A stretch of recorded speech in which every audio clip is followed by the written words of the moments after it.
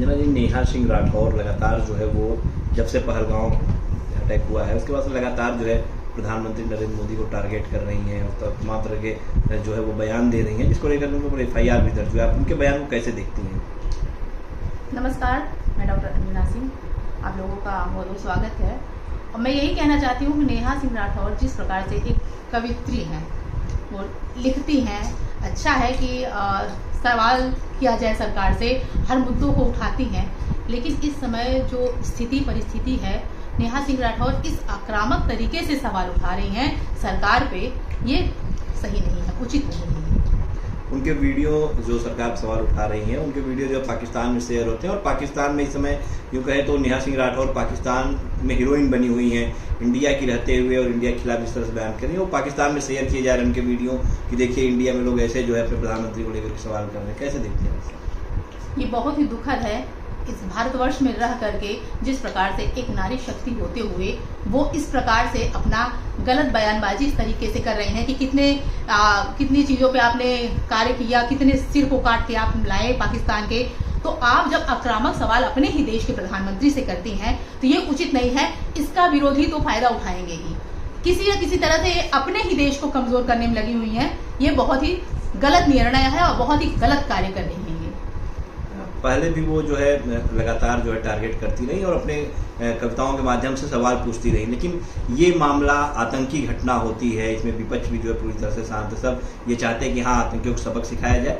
इस समय ये समय जो है सवाल पूछने का सरकार से, इस समय सिर्फ और सिर्फ बदला लेने का है। ऐसे में नेहा सिंह राठौर लगातार पहले दिन से ही वो कहती हैं कि प्रधानमंत्री मोदी बताएं कि कहाँ वो आतंकियों के सिर लेकर के आए, कितने आतंकियों के सिर उन्होंने काटे, उन्हें प्रधानमंत्री बनाया गया, जाके वो पाकिस्तान में बिरयानी खाते, इसके लिए उन्हें प्रधानमंत्री नहीं बना। कैसे देखते हैं? सबसे पहले मैं नेहा जी को ये कहना चाहती हूँ कि आप अपने देश के प्रधानमंत्री से, जो कि जैसे ही त्वरित घटना की उन्हें सूचना मिली है वैसे ही कार्यवाही शुरू हो गई, आप ये कैसे कह सकती हैं कि कोई कार्य नहीं हो रहा है, उस घटना पे कोई भी कार्य नहीं किया गया सरकार के द्वारा? आप ये बताइए, दुस्साहसिक जो कार्य किया गया वहां पहलगाम में आतंकियों द्वारा टूरिस्ट लोगों को बेनिहत्थे टूरिस्टों को मारा गया, वो कितना अच्छा था, कितना सही था? आपको उनके समर्थन में ना आकर के आप उनके विरोध में बात करती हैं, तो ये बहुत ही उचित है।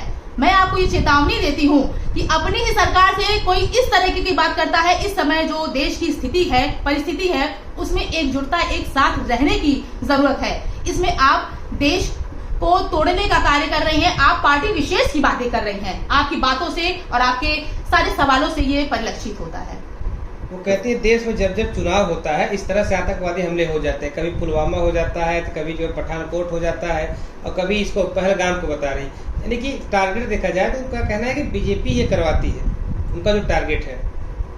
नेहा जी, मैं आपसे ये पूछना चाहती हूँ, बीजेपी का कोई अलग से कोई देश में बीजेपी नहीं है, यहाँ पे हर पार्टी के लोग हैं, लेकिन जब एकजुटता की बात आती है तो आप जैसे कुछ देशद्रोही टाइप के लोग देश को तोड़ने का कार्य करते हैं। और इलेक्शन के समय क्यों ऐसा होता है? आपने बंगाल के घटनाक्रम में कुछ नहीं बोला है, आपने बंगाल के लिए क्या बोला है? यानी ममता बनर्जी से आपकी बहुत हितैषी है आप उनकी। आपने पुलवामा अटैक को लेकर बातें की, आपने पहलगाम को लेकर बातें की, आपके सवाल कहीं ना कहीं ठीक है, लेकिन आप इतने आक्रामक तरीके से सरकार से सवाल कर रहे हैं, इसका आपको कोई अधिकार नहीं है। जैसे उनके ऊपर मुकदमा दर्ज होता है और लोग ये मांग करते हैं कि देशद्रोही है, उसके बाद वो सफाई देने लगते हैं और कहती है कि मेरे अपने मामा वो फौज में हैं, वो कारगिल के युद्ध लड़े हैं, मेरे भाई फौज में हैं, मुझे देशद्रोही का लोग सर्टिफिकेट दे रहे हैं जबकि मेरे घर के लोग फौज में। तो क्या लगता है ये उनकी बौखलाहट है? वो मतलब क्या अगर किसी के परिवार कोई सदस्य फौज में है तो उसे छूट मिल जाती है कि आप प्रधानमंत्री के खिलाफ या देश के खिलाफ कुछ भी बोलिए? बिल्कुल नहीं नेहा जी, आप ये सोचती हैं कि आप ऐसी बातें लिख करके, बोल करके, प्रधानमंत्री से लगातार सवाल करके यूट्यूब के माध्यम से अपनी हस्ती को चर्चित बना रही हैं, तो ये आप बहुत गलत हैं। और आप इससे आप सिर्फ सहानुभूति बटोर रही हैं, आप टीआरपी लूटने का प्रयास कर रही हैं। तो टीआरपी आपको भारत में नहीं मिलेगा, आपको टीआरपी पाकिस्तान में मिलेगा। तो कृपया आप भी जिस तरह से सीमा हैदर आई हुई है पाकिस्तान से यहाँ पे शरणार्थी के रूप में, मुझे लग रहा है आप यहाँ शरणार्थी के रूप में ही हैं और आप यहाँ से अब निकलिए, क्योंकि देश को आप जैसे देशद्रोहियों की आवश्यकता नहीं है। कई वीडियो उनके जो है फेसबुक से डिलीट हो गए थे इसके पहले कम्युनिटी गाइडलाइन के हिसाब से, लेकिन उन्होंने कहा कि बीजेपी सरकार ही मेरे वीडियो को डिलीट करवाती क्योंकि मैं सवाल पूछती हूँ। लेकिन इतना बड़ा मामला जो है पहलगाम को लेकर के मोदी को टारगेट कर रहे हैं, तो बीजेपी ने इस वीडियो को नहीं डिलीट किया बल्कि पाकिस्तान में वीडियो ट्रेंड कर गया। तो क्या आपको लगता है कि नेहा सिंह राठौर मुख्यमंत्री प्रधानमंत्री जी को टारगेट करके अपने आप को हाईलाइट करना चाहते हैं? बिल्कुल, जैसे आज मैंने उनको कई वीडियोस देखी, बहुत दिनों से देख रही हूँ कि वो कह रही हैं कि मैं प्रधानमंत्री जी से हमेशा सवाल करूंगी, हमेशा आलोचना करूंगी। तो क्या आप आलोचना के लिए हैं? प्रधानमंत्री के अच्छे कार्यों को आपने नहीं देखा? देश में जो शांति की स्थिति बनी हुई है तो शायद इसी सरकार, इसी प्रधानमंत्री और मुख्यमंत्री की वजह से बनी हुई है। आप इसी सरकार में इतने अपनी बातों को रख पा रही हैं, और कोई सरकार होती तो आप जेल के अंदर होती। अभी आपके ऊपर FIR दर्ज हुई है, अभी बहुत बड़े बड़े संगीन मामले आपके ऊपर आएंगे, और आप इस देश से जब निकाली जाएंगी तब आपको पता चलेगा कि देशद्रोही किसे कहते हैं।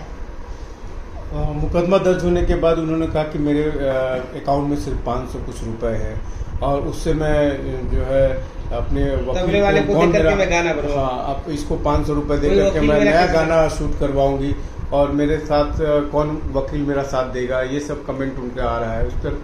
नेहा जी ये बस एक सोची समझी साजिश कर रही हैं, और ये लूट रही हैं, सिर्फ TRP लूट रही हैं। ये अपने आप को बहुत महिला के नाम पे एक कलंक का कार्य कर रही हैं। आप महिला सशक्तिकरण को बदनाम करने का प्रयास कर रही हैं। महिलाएं सशक्त हैं तो अच्छे कार्यों के लिए हैं। आज जो इस देश में हुआ, जो पहलगाम में घटना हुई, उसके लिए हम सब जब भी वो वीडियो देखते हैं हमारे आंखों से आंसू निकलने लगते हैं कि ऐसे ऐसे परिवार खत्म हो गए। 4 दिन 5 दिन शादियों को हुआ, वो परिवार खत्म हो गया।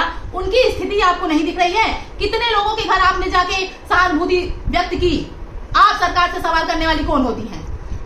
आपको सरकार ने ये हक नहीं दिया है। महिला होने के नाते आप कुछ भी करें ये गवारा नहीं है। मैं भी एक महिला हूँ, एक महिला होने के नाते आपको चेतावनी देती हूँ कि इस प्रकार से अगर आप सरकार से सवाल करती हैं, उल जलूल बातें करती हैं, अपने आप को बहुत बेचारी बनाती हैं, तो आप बेचारी नहीं है। आप कहीं न कहीं किसी पार्टी के पक्ष में, और आप एक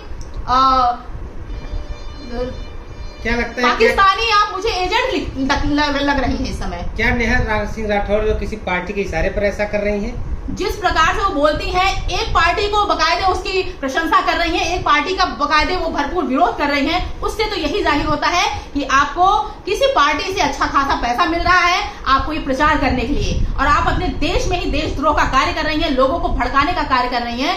ये बहुत ही निंदनीय है। इसके लिए कई धाराएं लगी हुई हैं और आप जेल भी जा सकती हैं। अभी आप FIR तक ही नहीं सीमित है सब। आप एक महिला होके इस तरीके की बातें कर रही हैं। उस महिला से पूछिए जिसका पहलगाम में जिसका पति 7 दिन के लिए 7 दिन शादी को हुई थे, वो लोग हनीमून पे गए थे। इस तरह से धोखे से किसी के ऊपर वार किया जाता है? आपने इस घटना पे तो ये नहीं कहा कि धोखे से वार किया गया है, और ये मैं इसकी कड़ी निंदा करती हूँ। आपकी बातों का कोई समर्थन करेगा कि नहीं करेगा, लेकिन मैं आपका भरपूर विरोध करती हूँ कि महिला शक्ति के ऊपर ये सब शोभा नहीं देता है। आप अपनी कविताएं करिए, आप देश से सवाल कर सकती हैं, लेकिन सवाल का भी एक नियम होता है, एक कानून होता है, एक हद होती है, और अपनी हद में रह के बात कीजिए।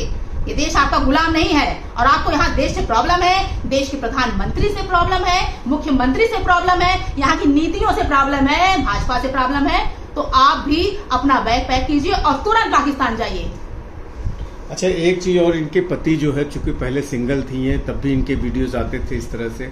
अब वो उनकी शादी हो गई है, उनके पति हिमांशु भी इसमें शामिल रहते हैं, और बिना कंसर्न के ये सारे वीडियो नहीं बनते होंगे, और कहीं ना कहीं वो कैमरामैन की भूमिका में रहते हैं। तो उनके लिए आप क्या कहेंगे कि ऐसे?